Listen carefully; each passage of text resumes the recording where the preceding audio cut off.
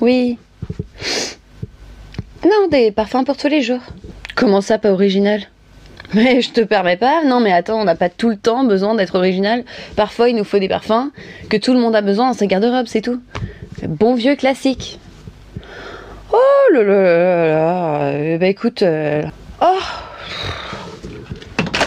il a rien compris lui, hein.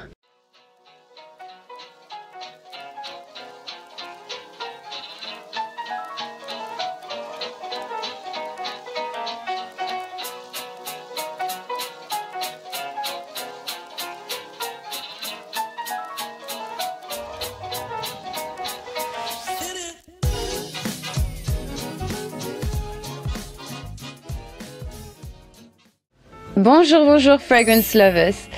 Aujourd'hui, on va parler de parfums de tous les jours. Avant de faire ça, je suis désolée de commencer par ça dans la vidéo, mais donc je sais pas si vous avez vu depuis quelques vidéos, il y a une nouvelle caméra, un nouveau microphone, un peu de trucs comme ça. J'essaie de faire plein d'améliorations sur la chaîne en espérant que ça s'améliore de plus en plus. Et donc pour ce faire, j'ai créé un compte Utip. Voilà, je suis une vendue. Vendue.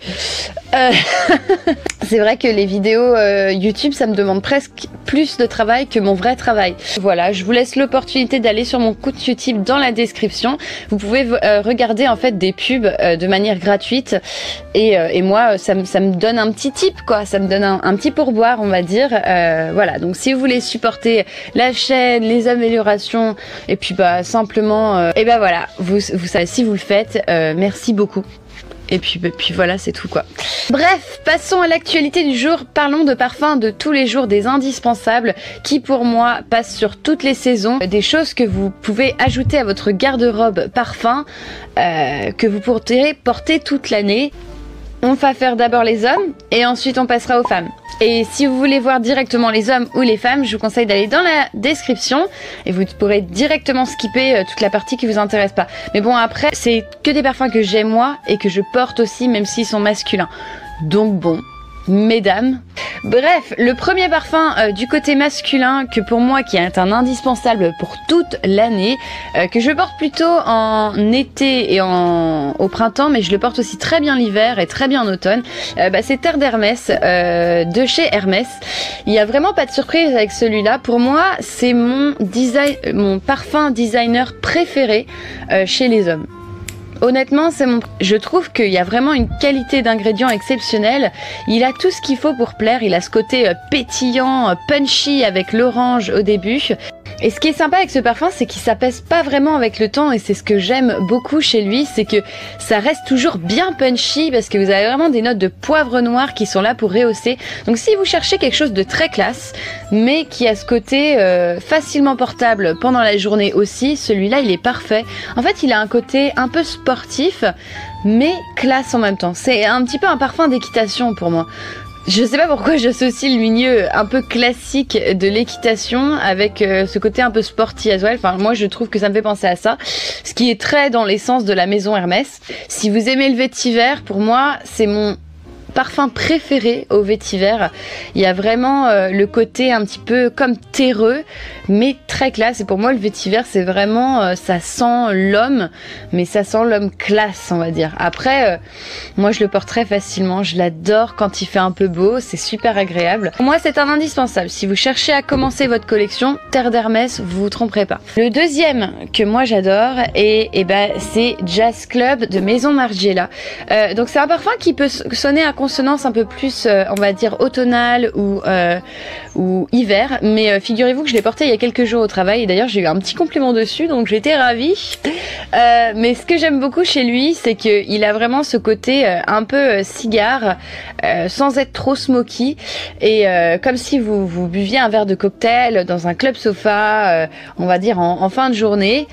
Il a un côté très cosy, un côté un peu fumé légèrement avec du vétiver qui est très agréable, mais le vétiver est très doux, rond. En plus avec celui-là, on sent vraiment les notes de vanille qui sont là. Mais c'est un parfum qui a toutes les qualités d'un parfum sensuel sans être trop chargé, ce qui fait que vous pouvez le porter toute l'année, tout le temps, et ce qui fait que pour moi c'est un indispensable. Il est tellement facile à porter, mais il est tellement agréable. Je le trouve créatif, mais simple à la fois. Je trouve que pour un homme, ça donne vraiment un caractère un petit peu ténébreux, sensuel, que j'aime beaucoup dans ce parfum. Bref, le parfum suivant.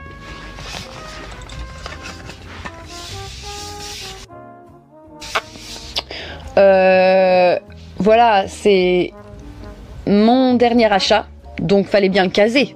Alors le voilà, mon nouvel achat.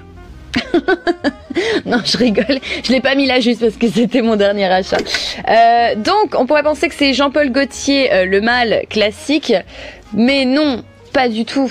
Jean-Paul Gaultier, le beau. J'aime beaucoup le mâle classique. C'est clair que j'aurais clairement pu le mettre dans un parfum pour tous les jours, pour toute l'année, avec ce côté un petit peu vanillé, etc. Mais très rafraîchissant avec la lavande. Mais pour le coup, moi, j'ai vraiment eu un crush sur le beau. Alors, il y avait le beau et la belle de chez Jean-Paul Gaultier. J'ai pas trop accroché avec la belle, mais alors le beau. C'est très très simple, c'est une combinaison de bergamote, coconut, enfin noix de coco et fève tonka, et ça sent vraiment la fève tonka, hein. Pour moi c'est vraiment un focus sur la fève tonka, et la noix de coco donne vraiment un petit côté un peu creamy. C'est sorti. C'est beau. Moi, je le porte avec... Non, je vais pas le mettre là-dessus parce que je viens d'essayer. Bon, j'arrête mes conneries. En fait, il a un côté très crémeux. Je trouve que ça sent très clean, un petit peu comme un côté gel douche. Gel douche très classe, hein, vous me l'accordez. Et très clean, du coup.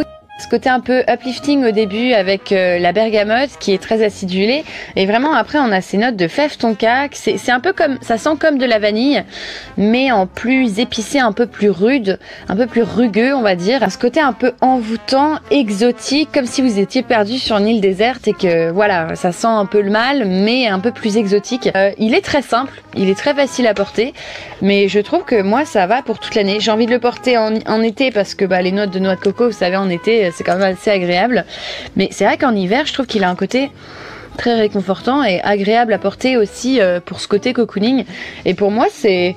ouais, je pense que le Jean-Paul Gaultier, le mâle classique est plus indispensable puisque c'est le classique et qui va vraiment partout, mais je trouve que celui-là pour moi c'était la plus belle des interprétations qu'ils aient fait depuis un moment, et il y en a eu beaucoup, hein.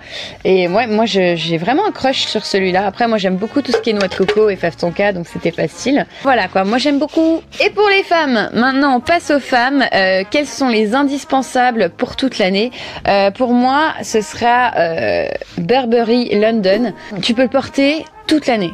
Tu peux le porter en été parce que en fait il a ce côté un peu mimosa frais, floral frais en fait, assez agréable, avec une touche de lavande qui est réconfortante, enfin plutôt relaxante pour celui-là, pas trop cosy. C'est plutôt ça me fait penser à une couleur jaune pour moi, parce que ça me fait penser au soleil ou aux fleurs jaunes, voilà, très ensoleillante, et qu'il a une légère note épicée avec une touche de cannelle, des tons un petit peu plus verts en note de tête, mais vraiment vous sentez ces notes florales au début, féminin, hyper relaxant. C'est tellement facile à porter en fait que pour moi ça se porte toute l'année. Il est hyper simple mais il sent vraiment très très bon. Il est pas très cher en plus, ce qui est assez agréable. J'en avais parlé dans mes parfums pas très chers. Et moi c'est vraiment un parfum qui m'est indispensable quoi. Je le porte tout le temps. En fait quand d'ailleurs il m'en reste plus beaucoup. Oh, ouais, j'en ai utilisé beaucoup. Mais ouais, en fait je le porte dès que je sais pas quoi porter. Quand je sais pas quoi porter, je porte ça. Donc parce que ça va avec tout en fait, ça va avec toutes mes moods, et ça me donne une petite touche d'énergie, et je me sens ultra féminine avec. Et il a vraiment un très très beau sillage ce parfum. J'ai toujours eu plein de compliments avec. Donc voilà, tout bénef. Le prochain dont j'avais envie de parler, c'est ce bijou. Regardez-moi ce bijou. Si c'est pas beau ça. Alors ça c'est le numéro 5 L'eau, donc la dernière version du numéro 5. C'était une autre interprétation du classique numéro 5 d'Olivier Polge. Donc là vous avez le flacon qui est rouge parce que c'était l'édition limitée d'il y a 2 ans. C'était il y a 2 ans? Ouais, c'était il y a déjà 2 ans. Le temps passe vite, hein. Donc voilà, c'était une édition limitée, mais sinon vous avez la bouteille transparente. Donc moi je suis très contente d'avoir ce flacon là, il est vraiment magnifique, le rouge rubis. Enfin bref, j'adore le numéro 5, je l'aime, j'ai toutes les interprétations du numéro 5. Mais le numéro 5 lot, je le trouve plus versatile, on va dire, c'est-à-dire qu'il va vraiment pour toutes les saisons, pour tous les temps. Il a ce côté en fait assez chaud avec l'ilang-ilang, la rose et le neroli qui sont assez ronds, qui donnent vraiment une féminité assez opulente et qui sont contrastés par des notes très espérilées, donc tout ce qui est citronné au début, et vous avez en plus le bois de cèdre à la fin qui donne vraiment un côté encore un peu plus acidulé, mais comme du bois que vous venez de râper en fait. C'est féminin mais frais à la fois, et je trouve que c'est ultra moderne, et pour moderniser un parfum qui date de 1921, franchement chapeau, parce que c'est parfaitement fait, on dirait vraiment pour moi un nouveau parfum qui vient de sortir, voilà, très frais, très agréable. Et non, en fait c'est un numéro 5, donc ça fait peur souvent aux gens quand ils voient, oh bah, numéro 5, non c'est trop vieux, c'est trop mature. Pas du tout. Alors essayez celui-là, je vous le conseille vraiment. Je trouve qu'il est très élégant, très classe, franchement. De toute façon tous les parfums Chanel, c'est la classe à la française, on va dire. C'est ni trop ni pas assez. Ensuite le dernier, c'est mon petit chouchou baiser volé de Cartier, un des seuls parfums que j'ai racheté plusieurs fois en petit flacon, puisque voilà, j'ai perdu malheureusement le premier, enfin je l'ai pas perdu, enfin bref, je ne parle pas de ce traumatisme. J'ai une histoire assez drôle, hein, mais quand les premières fois que j'ai travaillé en parfumerie, donc c'était chez Sephora, et je me souviens chez Sephora, quand vous travaillez bien, et ben on vous récompense gentiment. Enfin en tout cas moi on m'a récompensé gentiment, et ma patronne m'a dit, comme j'avais bien travaillé, et j'étais pas payée en fait pour ces stages là, donc elle m'a dit bah, écoute, choisis un parfum. Et c'est vrai qu'il y en avait. Bah, il y avait celui qui était vraiment à la mode, c'était le Coco Mademoiselle de Chanel, tout le monde l'aimait et c'était vraiment l'essence de la féminité, etc. Et moi je me suis toujours dit, si genre on m'offre un parfum, j'aimerais que ce soit Coco Mademoiselle, quoi. L'essence voilà, de la femme, et c'était ultra populaire, et puis voilà quoi, enfin tu te laisses influencer, tu viens de commencer à la parfumerie, t'aimes bien les parfums un peu populaires quoi. Juste pour vérifier, j'en ai sorti d'autres, et par hasard je suis tombée sur celui-là qui était tout seul, abandonné dans le coin, voilà, enfin c'était assez triste, et je l'ai senti, j'ai vraiment eu un coup de cœur, et là je me suis dit, oh, je prends celui-là. Quelle folie. Mais j'ai pas regretté une seule seconde. Pas pour dire qu'il est mieux, mais pour dire que c'était différent et que j'avais apprécié l'originalité de ce parfum. En fait, si vous voulez, c'est beaucoup de Lily. Donc, je crois que c'est du muguet en français. Mais c'est un muguet qui est très chaud. En fait, c'est comme... c'est très poétique comme parfum. Quand je le sens, ça me donne quelque chose d'assez émotionnel. Comme une beauté très pâle, mais très romantique en fait. Je sais pas, ça donne cette impression de pureté. C'est que la Lily qui peut donner cette impression de pureté et de ce romantisme. Et vous avez des notes un peu vertes derrière qui sont sympas. Moi j'aime bien les parfums verts, et là on a vraiment cette touche verte derrière qui est très très sympa.